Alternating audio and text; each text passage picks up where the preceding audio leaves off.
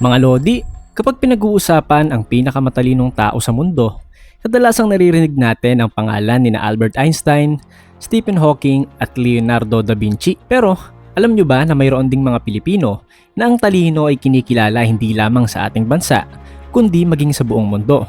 Mula sa mga siyentipiko, inventor, mathematician, bayani at mga batang henyo. Sa video na ito, ating aalamin ang 15 sa pinakamatalinong Pilipino na nabuhay sa kasaysayan. At habang papalapit nga tayo sa number 1 ay siguradong mamamangha ka sa kanilang ginawa at sino ang katumbas ng kanilang mga talino. Pero bago tayo magsimula ay inaanyayahan kitang mag-click ng subscribe button para swertihin ka ng 10 taon. Simulan na natin. Number 15. Cecilio Putong. Meron siyang IQ na 140 to 145. Maaaring hindi siya gaanong kilala ng kabataang henerasyon ngayon. Ngunit isa siya sa pinakamahalagang personalidad sa kasaysayan ng edukasyon sa Pilipinas. Bilang dating kalihim ng edukasyon, ginamit niya ang kanyang talino upang mapabuti ang kalidad ng pag-aaral ng milyong-milyong Pilipino. Marami sa mga reformang kanyang isinulong ay ang naging pundasyon ng modernong sistema ng edukasyon na ginagamit pa rin hanggang ngayon. Hindi man siya sikat sa social media o telebisyon, ang kanyang impluwensya ay ramdam pa rin sa bawat silid-aralan sa bansa. Number 14. Dr. Angel Alcala.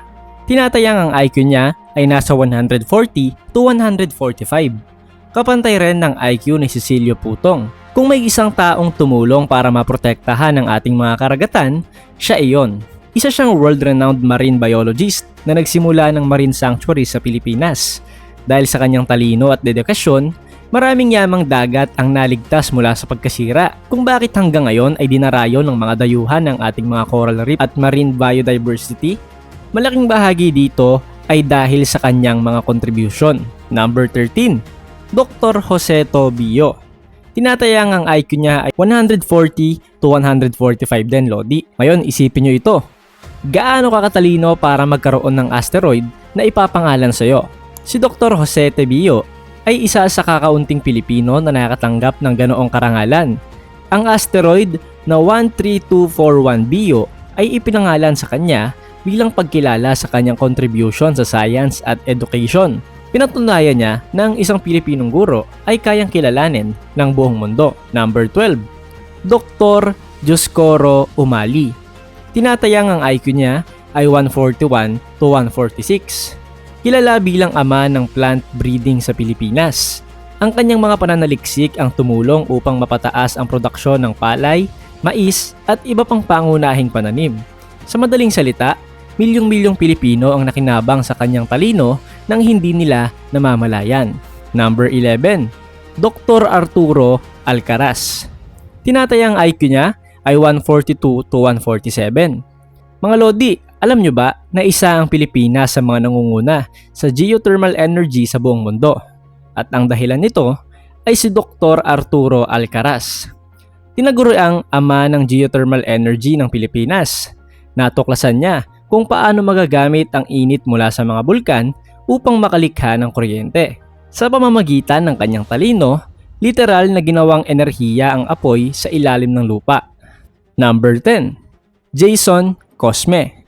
Tinatayang IQ niya ay 143 to 148. Si Jason Cosme ay isang physicist na ang larangan ay quantum optics. Kung minsan nahihirapan tayong intindihin ng algebra o geometry, isipin nyo na ang taong ito ay pinag-aralan kung paano kumikilos ang liwanag at mga particles sa pinakamaliit na bahagi ng universe.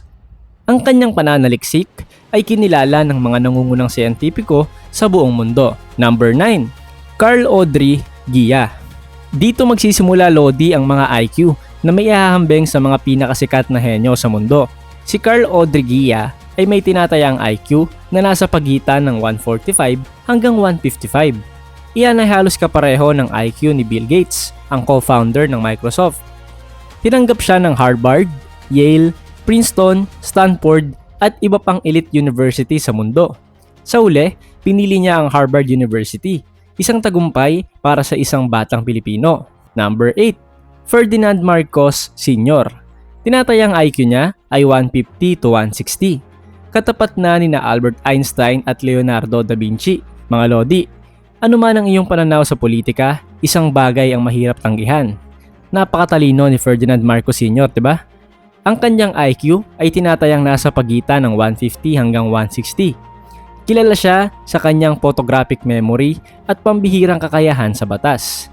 Nakapagtala siya ng isa sa pinakamataas na marka sa Philippine Bar Examination at kinilala bilang isa sa pinakamahusay na legal minds ng kanyang panahon.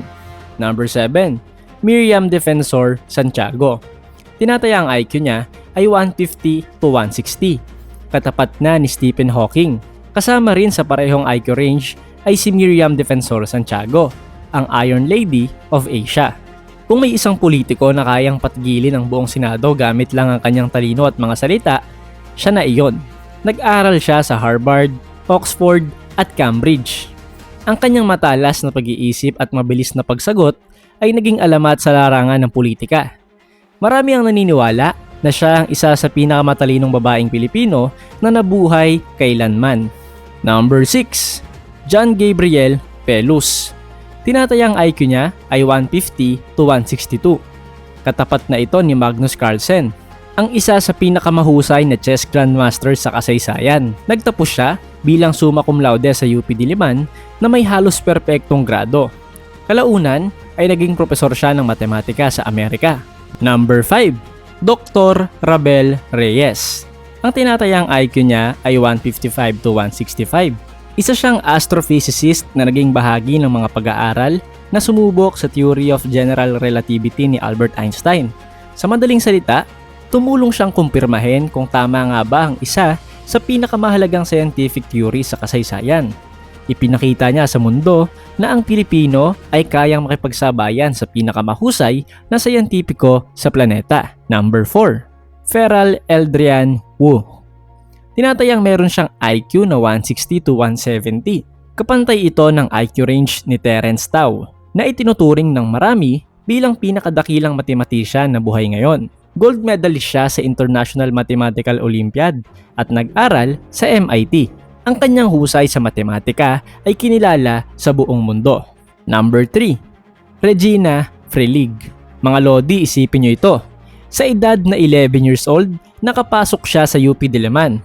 Sa edad na 16, nagtapos siya ng P6 bilang summa cum laude. Ang kanyang IQ ay tinatayang nasa pagitan ng 160 hanggang 170. Kapantay ng antas ni Marie Curie, ang kauna-unahang tao na nakatanggap ng Nobel Prize sa dalawang magkaibang larangan ng agham. Talagang napakatalino. Number 2. Dr. Jose Rizal.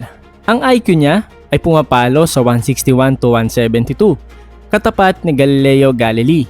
Si Dr. Jose Rizal ay marunong magsalita ng mahigit 20 wika. Isang doktor, isang manunulat, isang pintor, eskultor, siyentipiko, at pilosopo. Kung may salitang henyo na nararapat gamitin para sa isang Pilipino, isa si Rizal sa pinakamalinaw na halimbawa nito. Ang kanyang IQ ay tinatayang nasa pagitan ng 161 hanggang 172. Number 1. Tiffany Yu. Tinatayang IQ niya ay 163 hanggang 180. Katapat ni James Clerk Maxwell. Kapantay ng antas ng ilan sa pinakamahusay na siyentipiko sa kasaysayan. May hawak siya ng pinakamataas na general weight average sa modernong kasaysayan ng UP, isang record na halos imposibleng tapatan. Pagkatapos nito, nagtapos pa siya bilang magna cum laude, valedictorian, sa UP College of Medicine. Dahil sa kanyang pambihirang academic records, marami ang tumuturing sa kanya bilang isa sa pinakamatalino at pinakamahusay na akademikong Pilipino sa modernong panahon. Mga Lodi, mula kay Dr. Jose Rizal hanggang kay Tiffany Yu, malinaw na ang talino ng Pilipino ay kayang makipagsabayan sa pinakamahusay na isip sa buong mundo. Ngunit tandaan, ang tunay na sukatan ng katalinuhan ay hindi lamang sa mataas na IQ. Mas mahalaga kung paano ginagamit ang talino upang makatulong sa kapwa at makapag-iwan ng positibong marka sa kasaysayan. Ngayon, kayo naman ang magsabi, sino sa listaang ito ang pinakahinangaan nyo?